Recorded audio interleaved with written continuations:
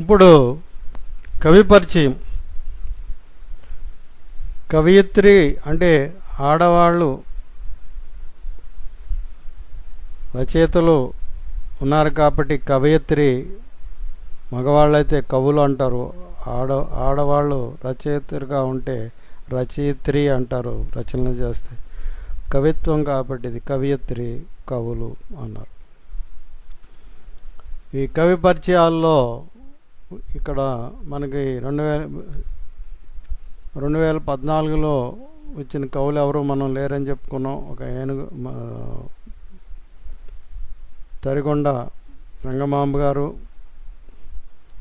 అలాగే భక్త చింతామణి శతకం రాసిన వడ్డాది సుబ్బయ్య గారు కవి గారు ఇద్దరే ఉన్నారు. మిగతా కవులు ఎవరో మనకి లేరు కాబట్టి స్క్రీన్ మీద కనబడుతున్నటువంటి కవులు మనకి లేరు కాబట్టి మనం ఇప్పుడు మీరు టెక్స్ట్ బుక్ తీయండి. మీరు లెసన్ చెప్పేటప్పుడు ప్రతి ఒక్కళ్ళు text book, work book, note book 3 అక్కడ ఉండాల్సిందే. మీరు చూసేటప్పుడు, వీడియో చూసేటప్పుడు ఈ 3 కూడా ఉండాలి. ఈ 3 లేకపోతే మీరు ఏదో కాలక్షేపం కోసం చూస్తున్నట్టే తప్ప చదువు కోసం చూస్తున్నట్టు లెక్క కాదు మాకు. టెక్స్ట్ బుక్ తీయండి. Text book, work book plus note book దగ్గర పెట్టుకొని ఈ వీడియో చూడండి. ఇప్పుడు టెక్స్ట్ బుక్లో పేజ్ నెంబర్ 56లో ఇచ్చారు. కవుల గురించి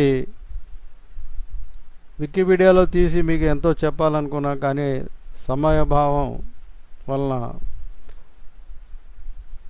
సమయం లేకపోవటం వలన మీకు చెప్తున్నాను మామూలుగా. తర్వాత ఎప్పుడన్నా స్కూల్ తీసిన తర్వాత మీకు వివరంగా ఎక్స్ప్లెనేషన్, ఎక్స్ట్రా ఇన్ఫర్మేషను ఇస్తాకి ప్రయత్నిస్తాను. ప్రస్తుతం 56వ పేజీలో ఉన్నటువంటి కవయిత్రి కవుల పరిచయం చూడండి. ఏనుగు లక్ష్మణ కవి ఎవరో, మొదటి కవి ఎవరో ఏనుగు లక్ష్మణ కవి. అంటే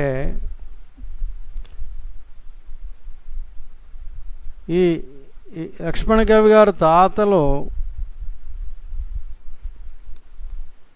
మహారాజు సంస్థానంలో ఉండటం వలన వారికి ఆ మహారాజు గారు ఒక ఏనుగును బహుకరించారట ఆ రోజుల్లో.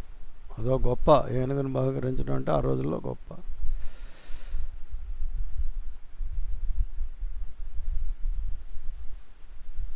ఎవరికి?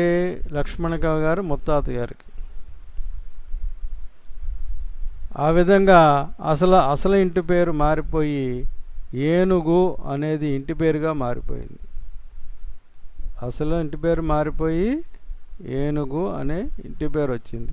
ఏనుగు లక్ష్మణ కవిగా ఈయన కూడా ఆ ఇంటి అలాగే ఏనుగు పేరుతోనే వచ్చారు. అసలు పేరు ఇవన్నీ కూడా, వివరాలన్నీ కూడా మీకు తర్వాత వివరిస్తారు.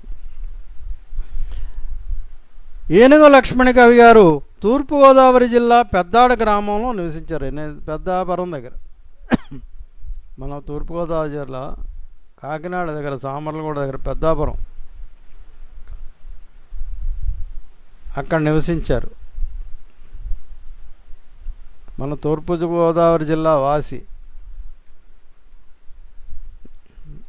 ఎంతో గొప్ప మనకి.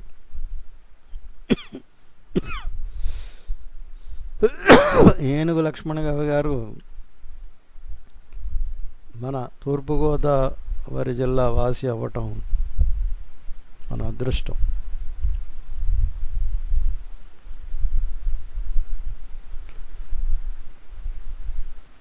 ఏనుగు లక్ష్మణ కవి గారు తూర్పుగోదావరి జిల్లా పెద్దాడ గ్రామంలో నివసించారు.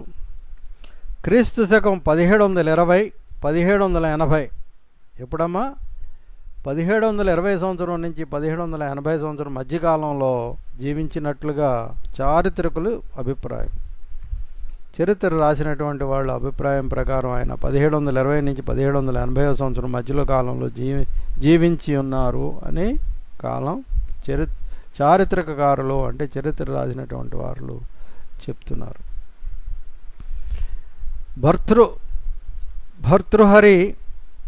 భర్తృహరి అనే కవి సంస్కృతంలో రచించిన సుభాషిత త్రిశతి, సంస్కృతంలో రాసినటువంటి సుభాషిత త్రిశతి అనే శతక పద్యాలను తెలుగులోకి అనువదించారు ఈయన ఏనుగు లక్ష్మణ కవి గారు. అందుకనే ఏనుగు లక్ష్మణ కవి గారి శతక పద్యాలకు ట్రాన్స్లేట్ చేశారు కాబట్టి మకుటం ఉండదు. సంస్కృతంలో రాసినటువంటి శతక పద్యాలకి మకుటం ఉండదు, సంస్కృతంలో రాసిన దానికి మకుటం ఉండదు. మన తెలుగులో రాసిన శతక పద్యాలకే మకుటం ఉంటుంది తప్ప సంస్కృతంలో రాసినటువంటి వాటికి మకుటాలు ఉండవు. ఈయన సంస్కృతంలో రాసినటువంటి శతకాలను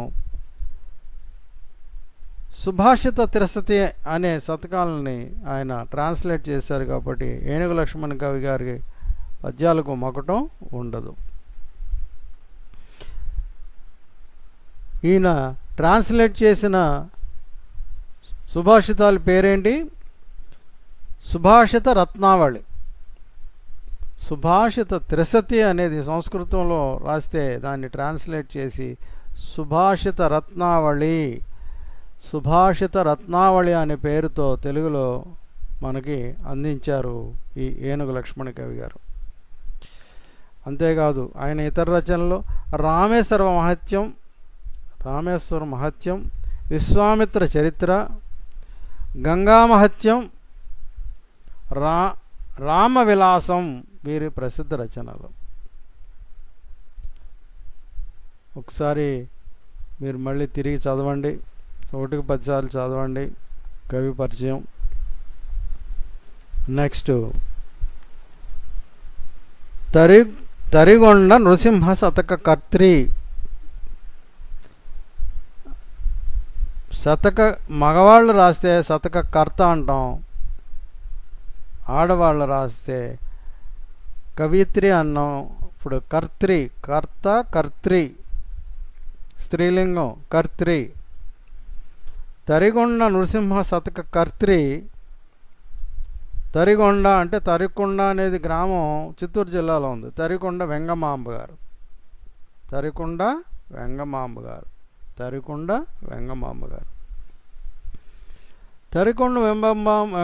గారు ఇందాక పొరపాటున 13వ శతాబ్దం అని చెప్పాను నేను ఇందాక, కానీ ఆవిడ కూడా 18వ శతాబ్దమే. ఆవిడ కూడా 18వ శతాబ్దం. అంటే వేరే బుక్లో నేను రెఫర్ చేసిన బుక్లో 13వ శతాబ్దం అని ఉంది, అందుకని మీకు అలా చెప్పాను. మరి కరెక్ట్గా ఏ శతాబ్దం అనేది మనకు క్లారిటీ మీకు మళ్ళీ రెఫర్ చేసి చెప్తాను. ప్రస్తుతానికి మన పాఠ్యభాగం ప్రకారం మనం 18వ శతాబ్దం అనే చదువుకుందాం. 18వ శతాబ్దానికి చెందిన కవయిత్రి ఎవరో? తరికొండ వెంగమాంబ గారు 18వ శతాబ్దికి చెందిన కవయిత్రి. చిత్తూరు జిల్లా తరికొండ గ్రామ నివాసిని. చిత్తూరు జిల్లాలో తరికొండ గ్రామ నివాసిని. ఈవిడికి విగ్రహాలు పెట్టి జాతరలు కూడా చేస్తారు. సమ్మక్క సారక్క తెలంగాణలో సమ్మక్క సారక్కలకి ఎలా జాతర చేస్తారో ఈవిడికి కూడా జాతర చేస్తారు. ఈవిడిది ఏ జిల్లా అమ్మా? ఆంధ్రప్రదేశ్ రాష్ట్రంలోని చిత్తూరు జిల్లా. చిత్తూరు జిల్లాలో తరిగొండ గ్రామ నివాసిని. బాల్యం నుంచే భగవద్భక్తురాలు. బాల్యం నుంచే చక్కటి పూజలు చేసుకునేది. భగవంతుడు అంటే ఒక నమ్మకం, ఒక అనురాగం, ఆప్యాయత అన్నీ పెంచుకుంది భగవంతుడి మీద.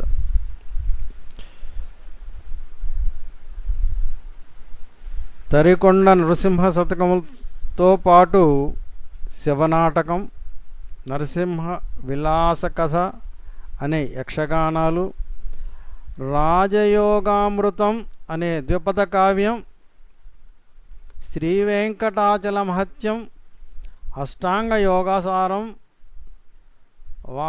వాసిష్ఠ రామాయణం అనే పద్యకావ్యాలు రచించి ప్రసిద్ధికి ఎక్కింది. వీడు ఏమేమి రాశారమ్మా? ఇతర రచనలు ఏంటి? ఈ తరిగొండ నృసింహ శతకంతో పాటు శివనాటకం రాశారండి. శివనాటకం అనేదాన్ని రాశారు. నారసింహ విలాస కథ అనే యక్షగానాలు రాశారు. రాజయోగామృతం అనే ద్విపద కావ్యం రాశారు. శ్రీ వెంకటాచల మహత్యం, అష్టాంగ యోగసారం, వాసిష్ఠ రామాయణం అనే పద్య కావ్యాలు రచించి ప్రసిద్ధికి ఎక్కారు. అంతేకాదు ఈవిడ పేరు మీద పోస్టల్ స్టాంప్ కూడా భారత ప్రభుత్వం రిలీజ్ చేసింది. అంత గొప్ప భక్తురాలు ఈవిడ గురించి వివరంగా ఒకసారి మళ్ళీ చెప్పుకుందాం. నెక్స్ట్, భక్త చింతామణి శతకం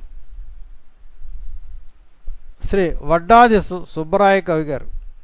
ఎవరు రాశారమ్మా భక్త చింతామణి శతకం? వడ్డాది సుబ్బరాయ కవి గారు రాశారు. వసురాయ కవిగా ప్రసిద్ధి పొందిన వడ్డాది సుబ్బరాయ కవి 20వ శతాబ్దానికి చెందినవారు. అంటే మొన్నటి వాడు, అంటే 1900లో 1900 సంవత్సరంలో జన్మించిన వాడు. ఈయన ఏ విధంగా చలామణి అయ్యాడో ప్రసిద్ధి పొందాడైనా వసురాయ కవిగా ప్రసిద్ధి పొందారంట ఈ సుబ్బరాయ కవి గారు. ఈయన ఏ కాలానికి చెందాడు? 20వ శతాబ్దానికి చెందినవారు. ఈయన రాజమహేంద్రవరంలోని దొరతనం వారి ఫస్ట్ గ్రేడ్ కళాశాలలో ఆంధ్రోపన్యాసకులుగా పనిచేశారు. అంటే ఇంగ్లీష్ టీచర్గా పనిచేశారంట. ఆంధ్రోపన్యాసకులుగా అంటే ఇంగ్లీష్ ప్రొఫెసర్గా, ఇంగ్లీష్ టీచర్గా పనిచేశారు. ఎక్కడ? రాజమండ్రిలోని దొరతనం వారంటే ఇంగ్లీష్ బ్రిటిష్ వాళ్ళకి ఫస్ట్ గ్రేడ్ కళాశాలలో, అంటే ఇంటర్మీడియట్ అనుకుంటా, ఫస్ట్ గ్రేడ్ అంటే ఆ రోజుల్లో కళాశాలలో ఇంగ్లీష్ లెక్చరర్గా పనిచేశారు. హిందూ జన సంస్కారిణి అనే పత్రికలో భక్త చింతామణి పేర 80 పద్యాలు రాశారు. ఈయన ఇందులో రాశారు హిందూ జన సంస్కారిణి అనే పత్రికలో. అప్పుడు ఆ రోజుల్లో ఆ పత్రిక ఉండేది. భక్త చింతామణి పేర ఎన్ని పద్యాలు రాశారు? 80 పద్యాలు రాశారు.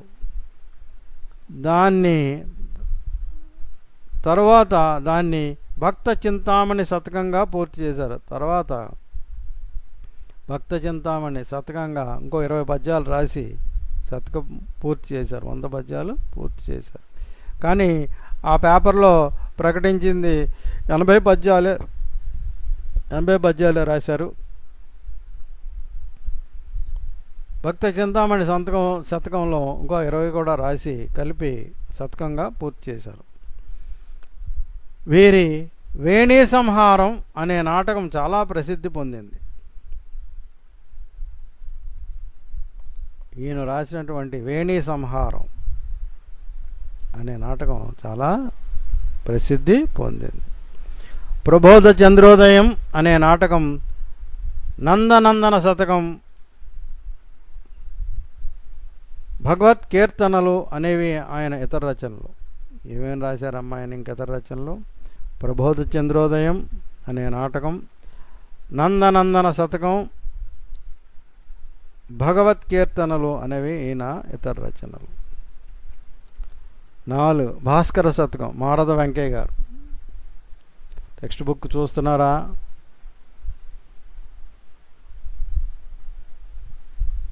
పిచ్చి పట్టినోళ్ళగా కోతి జుట్టు పీక్కున్నట్టు, అది పేలు చూసుకున్నట్టు కోతి అప్పేలు చూసి నోట్లో వేసుకున్నట్టు వెర్రితనంగా ఉన్నారా? చదువుకు వెర్రితనం పనికిరాదు.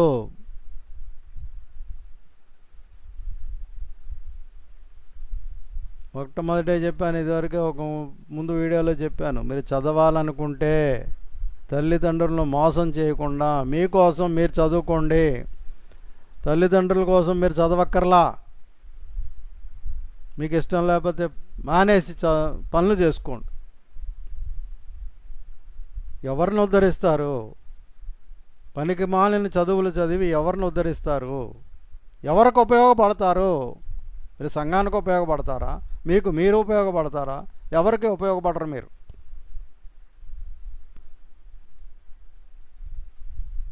చిత్తశుద్ధి లేని చదువు అవసరం లేదు.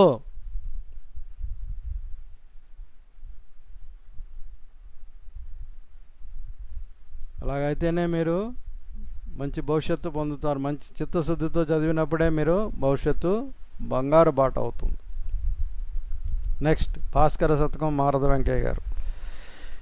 ఈయనను మారణ వెంకయ్య, మారవి కవి అని కూడా కొందరు అంటారు.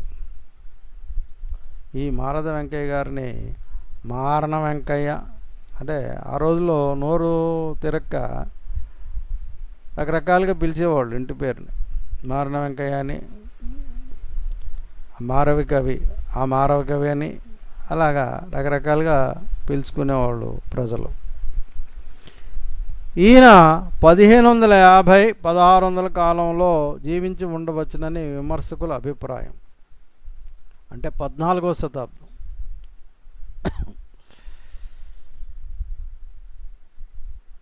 సారీ 16వ శతాబ్దం,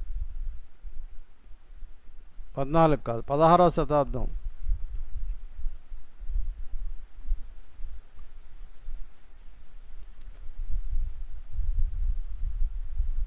ఈయన 1550 సంవత్సరం నుంచి 1600 సంవత్సరం వరకు కాలంలో జీవించి ఉండొచ్చని విమర్శకుల అభిప్రాయం. సుమతి, వేమన శతకాల తర్వాత విస్తృత ప్రచారంలోకి వచ్చిన నీతి శతకాలలో భాస్కర శతకం మొదటిది. వేమన శతకం, సుమతి శతకం ఈ రెండు విశేష ప్రజాదరణ పొందినవి. వాటితో పాటు ఈ భాస్కర శతకం కూడా అంతే ప్రజాదరణ పొందింది.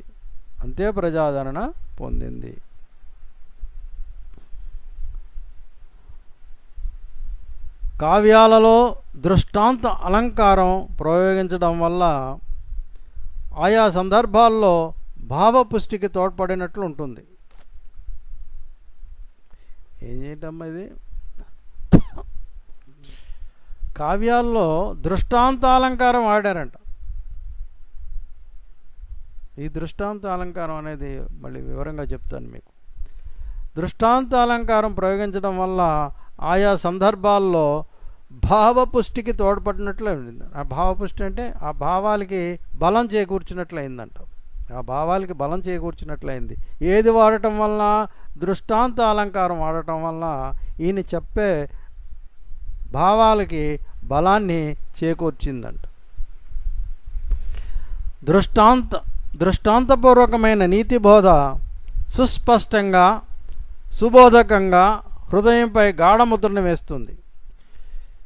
ఈ దృష్టాంతపూర్వకమైన నీతి బోధ, ఈ దృష్టాంతకపూర్వమైనటువంటి నీతి బోధ సుస్పష్టంగా, చాలా క్లియర్గా, సుబోధకంగా, చాలా మంచిగా, చాలా వివరంగా హృదయంపై, మన మనుషుల యొక్క హృదయాలలో గాఢ ముద్రను వేస్తుంది, చెరగని ముద్రను వేస్తుంది. బ్రెయిన్లో స్టాంప్ అయిపోతుంది. భాస్కర శతకం తెలుగులో వెలిసిన మొదటి దృష్టాంతర శతకము. ఈ భాస్కర శతకం తెలుగులో మొదటి దృష్టాంతర శతకం కింద నిలిచిపోయింది. మొట్టమొదటి దృష్టాంతర శతకం అంటే నిలిచిపోయింది ఇది. ప్రత్యక్ష నీతి బోధ కంటే దృష్టాంతపూర్వకమైన నీతి బోధ చాలా ప్రభావవంతంగా ఉండగలదు. ప్రత్యక్షంగా చెప్పేటువంటి నీతి బోధ కన్నా దృష్టాంతపూర్వకమైన నీతి బోధ చాలా ప్రభావవంతంగా ఉంటుంది.